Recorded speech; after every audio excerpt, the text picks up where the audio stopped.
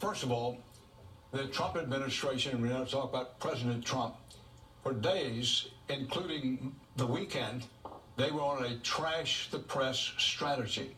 The president himself, in a very inappropriate venue out of the CIA, standing in front of the stars for heroes of the CIA, started saying the press is, we're the most dishonest people, among the most dishonest people around.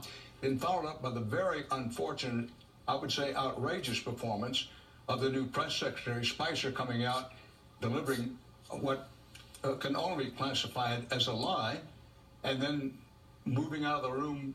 We didn't have the guts to stand there and answer questions. This looked terrible. This was off to a terrible start. Somebody has had a reset in the White House, and I do agree we should be applauding what happened in that White House briefing room today. There was a reset, at least for the day, a reset on the part of the press secretary, who came prepared. He moved along very swiftly, adroitly, and for the most part, truthfully, set aside the size matters question, and the press was respectful.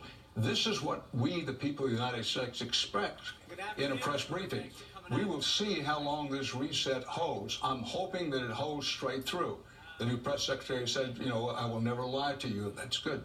But then there was that, it was kind of a Nixonian moment, if you will, when it gets back to this obsession with the size of the crowd to the inauguration. Listen, Pakistan is talking about using nuclear weapons against India. North Koreans are developing a new missile to hit the U.S., to say nothing with ISIS. And we have enormous problems in this country, and we need a mutual respectfulness between the press and those who are in the White House. There's nothing more important to President Trump than he develop some kind of communicable trust between the leadership and the led. And events like this weekend really undercut that. They not only undercut the Trump presidency, they hurt the country overseas.